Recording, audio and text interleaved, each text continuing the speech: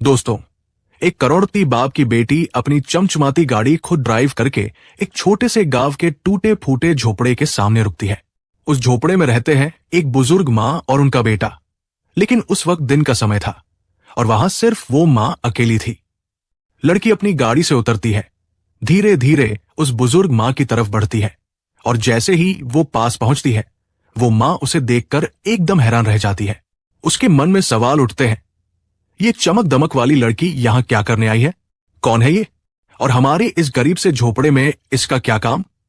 वो कुछ समझ पाती उससे पहले ही वो लड़की उसके पास आकर बड़े प्यार से कहती है, माँ जी, मैं आज फिर आपके यहां रुकना चाहती हूं। ये सुनते ही उस बुजुर्ग माँ के चेहरे पर हैरानी और सवालों की लकीरें खिंच जाती है। वो उस लड़की को गौर से देखने लगती है, जैसे कुछ समझने की कोशिश कर रही हो। आखिर कौन थी ये लड़की? और वो बुजुर्ग माँ कौन थी जिसके पास ये अमीर लड़की बार बार लौट कर आ रही थी?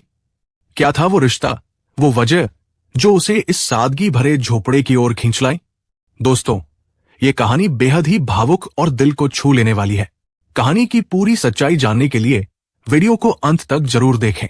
साथ ही वीडियो लाइक करें और हमारे चैनल सच्ची कहानियां बाय RK को जरूर सब्सक्राइब करें। दोस्तों, ये कहानी है हिमाचल प्रदेश के एक छोटे से गांव काजोलपुर की, जहां पहाड़ों की गोद में बसा ये गांव अपनी खामोशी और सादगी के लिए जाना जाता था। लेकिन यहाँ की एक छोटी सी झोपड़ी में रहने वाली एक माँ बेटे की जोड़ी की जिंदगी में एक ऐसा तूफान आने वाला था जो उनकी दुनिया को हमेशा के लिए बदल देगा। इस छोटी सी झोपड़ी में रहती थी लक्ष्मी देवी, एक बुजुर्ग माँ जिनकी उम्र ने उनके चेहरे पर झुर्रियां तो दे दी थी, लेकिन उनकी आंखों में अभी भी एक अजीब सी चमक बाकी थी। और उनका बेटा करण, जो अपनी मां का इकलौता सहारा था। लक्ष्मी देवी की जिंदगी बड़ी साधारण थी। उनके पास 2-3 बकरियां थी जिनका दूध बेचकर वो अपना गुजारा करती थी, और थोड़ी सी पुरखों की जमीन थी जिस पर वो और करण मिलकर थोड़ी बहुत खेती कर लिया करते थे। करण के पिता की मौत कई साल पहले हो चुकी थी। तब करण अभी छोटा ही था और उस दिन से लक्ष्मी देवी ने अकेले ही अपने बेटे को पाला, उसे पढ़ाया और उसकी हर छोटी बड़ी जरूरत को पूरा किया।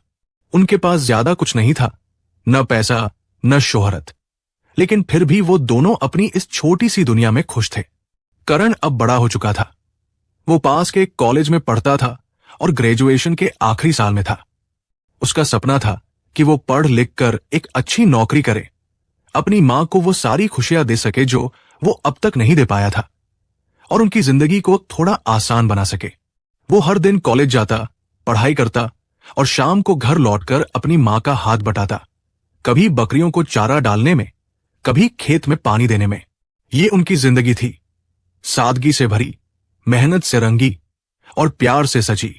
लेकिन दोस्तों, कहानी में असली मोड़ तब आता है जब दूसरी तरफ हिमाचल के एक बड़े शहर शिमला में एक बहुत ही रईस परिवार की बेटी काव्या की जिंदगी अच्छी चल रही थी। काव्या अपने पिता राजेश ठाकुर की इकलौती बेटी थी, और राजेश ठाकुर कोई छोटे मोटे इंसान नहीं थे। वो शिमला के सबसे बड़े बिजनेसमैन थे, जिनके पास 4 फैक्ट्रियां थी, आलीशान बंगला था और गाड़ियों का काफिला था। काव्या की जिंदगी में हर वो चीज थी जो पैसों से खरीदी जा सकती थी, बड़े बड़े ब्रांडेड कपड़े, महंगे गैजेट्स और दोस्तों की एक लंबी फहरिस्त। लेकिन दोस्तों, एक चीज जो उसके पास नहीं थी, वो था सुकून। काव्या के पिता दिन रात अपने बिजनेस में व्यस्त रहते थे। उसकी मां शालिनी अपने सोशल सर्कल में मगन रहती थी, और काव्या अकेली अपने कमरे में बैठकर सोचती थी कि क्या जिंदगी बस इतनी ही है। उसे दुनिया को महसूस करना पसंद था। वो खुली हवा में सांस लेना चाहती थी।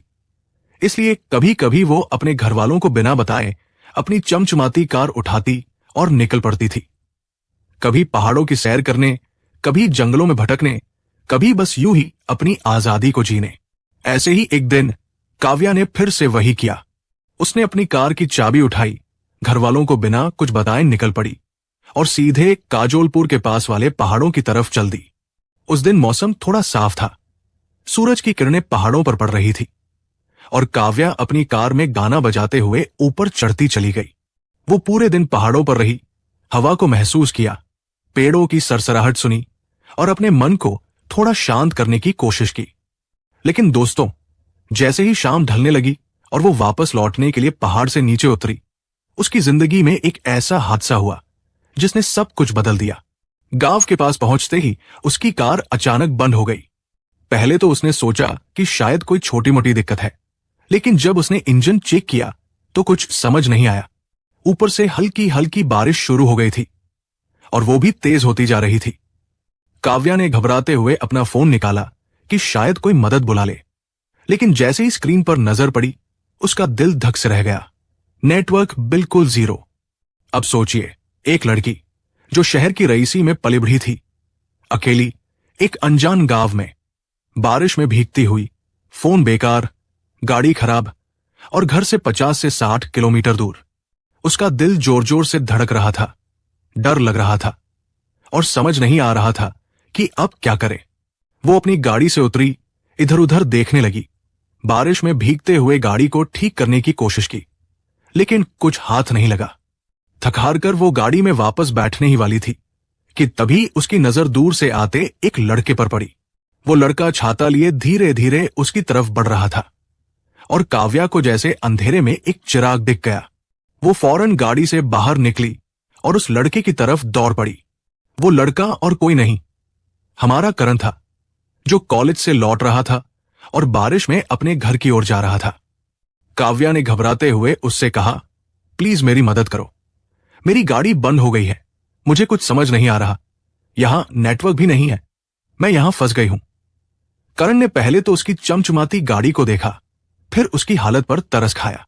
उसने कहा, देखो, मुझे गाड़ी ठीक करना नहीं आता, लेकिन मेरा घर यहां से थोड़ा आगे है, तुम गाड़ी में बैठो, मैं इसे धक्का मारकर वहां तक ले चलता हूं। बारिश रुकने तक तुम वहां रुक सकती हो, क्योंकि यहां बारिश में नेटवर्क नहीं मिलता और बाद में पहाड़ पर जाकर ही कॉल करनी पड़ेगी। काव्या के पास कोई और रास्ता नहीं था। वो चाहते हुए भी न चाहते हुए करण की बात मान गई।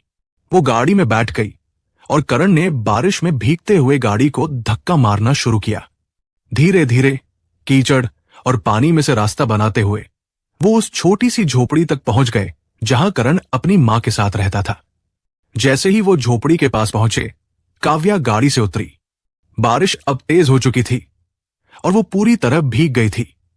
करण ने कहा, यह मेरा घर है, बारिश बहुत तेज हो रही है, तुम अंदर आ जाओ, जब तक बारिश रुके यहां आराम कर लो, बाद में फोन मिला लेना, कोई ना कोई मदद के लिए आ जाएगा।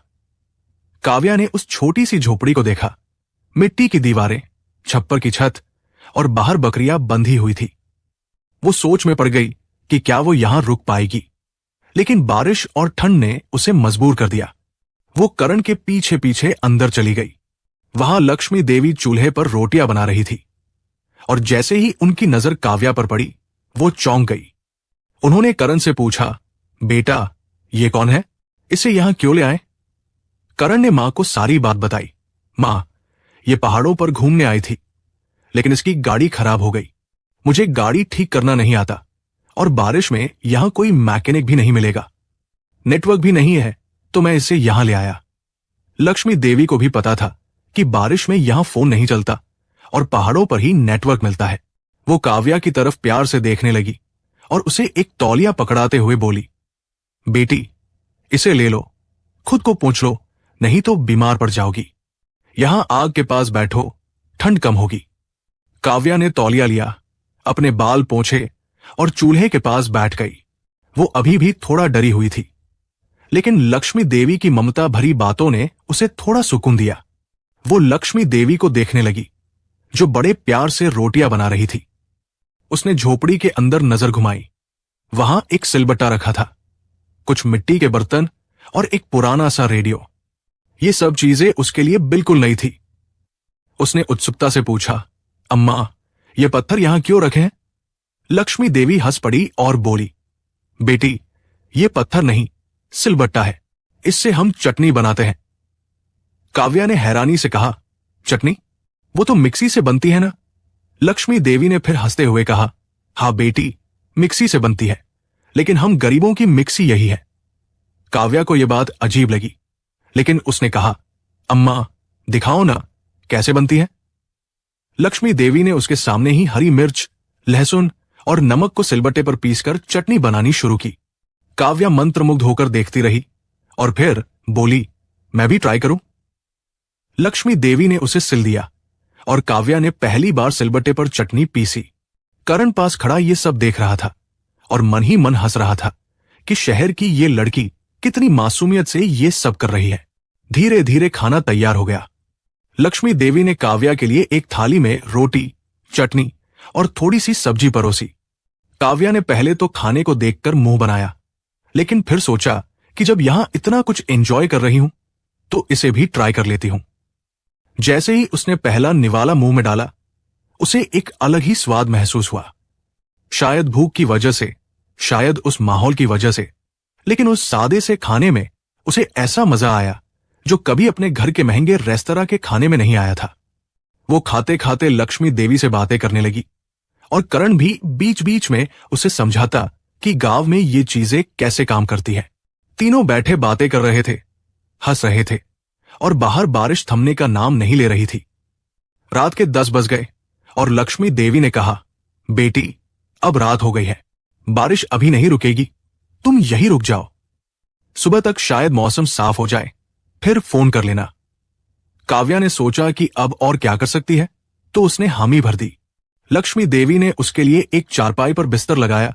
करण दूसरी चारपाई पर लेट गया और बीच में लक्ष्मी देवी सो गई। तीनों लेटे लेटे बातें करने लगे। करण अपनी मां से मजाक करता, पुरानी यादें ताजा करता और काव्या ये सब सुनती रही। उसे एक अजीब सा एहसास हो रहा था। उसके घर में ऐसा प्यार, ऐसी बातें कभी नहीं होती थी। उसके पिता के पास टाइम नहीं था। मां अपनी दुनिया में मस्त थी और वो अकेली अपने कमरे में बंद रहती थी। लेकिन यहां इस छोटी सी झोपड़ी में इतनी गरीबी के बावजूद इतना सुकून था कि वो हैरान थी। रात बीत गई और सुबह बारिश थम गई। करण ने काव्या को उठाया और कहा, मेम साहब, बारिश रुक गई है, चलो पहाड़ पर चलते हैं, वहां से फोन कर लो, तुम्हारे घर वाले परेशान हो रहे होंगे। काव्या उठी, तैयार हुई और करण के साथ पहाड़ की चढ़ाई शुरू की। रास्ते में वो करण से ढेर सारी बातें करने लगी। करण ने उसे बताया कि उसके पिता की मौत बचपन में हो गई थी और वो अपनी मां के लिए कुछ करना चाहता है। काव्या उसकी बातें सुनती रही और न जाने कब उसके दिल में करण के लिए एक अलग सा प्यार जाग उठा। करण हंसमुख था, मेहनती था और उसकी आंखों में एक सपना था। वो पहाड़ के ऊपर पहुंचे जहां नेटवर्क मिला। काव्या ने अपने पिता को फोन किया। राजेश ठाकुर ने घबराते हुए फोन उठाया। बेटी, तू कहाँ है? हमने तुझे रात भर ढूंढा।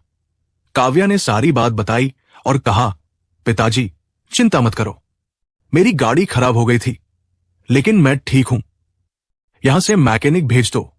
राजेश ने तुरंत मैकेनिक और एक अतिरिक्त गाड़ी भेज दी। काव्या करण के साथ वापस झोपड़ी लौटी। वहां वो करण और उसकी मां का काम में हाथ बटाने लगी। कभी बकरियों को चारा डाला, कभी लक्ष्मी देवी के साथ चूल्हा जलाया। ये सब उसके लिए नया था, लेकिन उसे मजा आ रहा था। थोड़ी देर बाद उसके पिता के लोग आ गए और काव्या को जाना पड़ा। वो गाड़ी में बैठी, करण और लक्ष्मी देवी को अलविदा कहा और शिमला लौट आई। लेकिन दोस्तों, कहानी यहां खत्म नहीं होती। घर पहुंचते ही काव्या के दिमाग में करण का चेहरा बार बार आने लगा। वो उसकी सादगी, उसकी मेहनत, उसकी मां से मोहब्बत, सब कुछ उसे याद आ रहा था। रात को बिस्तर पर लेटी वो सोचती रही कि उसने ऐसा सुकून पहले कभी क्यों नहीं महसूस किया। 2-3 दिन तक वो इसी उधेड़बुन में रही और फिर एक दिन उससे रहा नहीं गया। उसने अपनी कार उठाई और फिर से काजोलपुर पहुंच गई। जैसे ही उसकी गाड़ी झोपड़ी के पास रुकी, लक्ष्मी देवी ने उसे देखा और चौंक गई। काव्या उतरी और दौड़कर उनकी गोद में जा गिरी। अम्मा, मैं फिर आ गई, आज भी आपके पास रुकना चाहती हूं। लक्ष्मी देवी हैरान थी, लेकिन काव्या ने कहा, मुझे यहां सुकून मिलता है, आपके साथ रहकर मुझे अच्छा लगता है। लक्ष्मी देवी ने उसे अंदर बुलाया। शाम को करण कॉलेज से लौटा और काव्या को देखकर वो भी चौंका। लक्ष्मी देवी ने उसे बताया कि काव्या को यहां अच्छा लगता है। काव्या उस दिन फिर उनके साथ रही, करण को गौर से देखती रही और उसे अब गहरा प्यार हो गया। करण ने भी उसकी नजरें नोटिस की, लेकिन सोचा कि शायद ये बस शहर की लड़की का नखरा है। अगले दिन काव्या वापस लौट गई। घर वालों ने पूछा कि वो कहाँ थी, तो उसने कहा, वही गांव में, जहां मुझे सुकून मिलता है। 4-5 दिन बाद काव्या ने अपने पिता से सारी बात कह डाली। पिताजी, मैं करण से प्यार करती हूं, उसी से शादी करूंगी। वहां का सुकून मैं जिंदगी भर जीना चाहती हूं। राजेश ठाकुर गुस्से में आग बबूला हो गए, लेकिन काव्या ने जिद पकड़ ली। उसकी मां भी हैरान थी, लेकिन आखिरकार माता पिता मान गए। वो काव्या को लेकर काजोलपुर पहुंचे। करण और लक्ष्मी देवी उन्हें देखकर हैरान थे। काव्या की मां ने लक्ष्मी देवी से कहा, हमारी बेटी आपके बेटे से प्यार करती है, क्या आप इस रिश्ते को मानेंगी? लक्ष्मी देवी को यकीन नहीं हुआ, लेकिन काव्या की आंखों में आंसू देखकर वो पिघल गई। करण ने पहले मना किया, लेकिन काव्या के सवालों ने उसे हाँ कहने पर मजबूर कर दिया। फिर दोनों की शादी धूमधाम से हुई। शादी के बाद काव्या ने करण और उसकी मां को अपने साथ शिमला ले गई। उसने अपने पिता से कहकर काजोलपुर में झोपड़ी की जगह एक आलीशान घर बनवाया, सड़कें बनवाई और बिजली का इंतजाम किया। 1 महीने बाद वो अपनी सास को लेकर वहां लौटी। लक्ष्मी देवी ने घर देखा तो हैरान रह गई। काव्या बोली, मां, ये मैंने बनवाया क्योंकि यहां मुझे सुकून मिला था। दोस्तों, समय बीता। आज काव्या, करण और उनकी मां उस घर में खुशी से रहते हैं। अब उनके 2 बच्चे हैं और वो कभी गांव में, कभी शहर में समय बिताते हैं। ये कहानी हमें सिखाती है कि सुकून पैसे से नहीं, प्यार और सादगी से मिलता है। दोस्तों, कैसी लगी ये कहानी कमेंट करके जरूर बताएं। साथ ही वीडियो पर लाइक करें और हमारे चैनल सच्ची कहानियां बाय RK को सब्सक्राइब करें।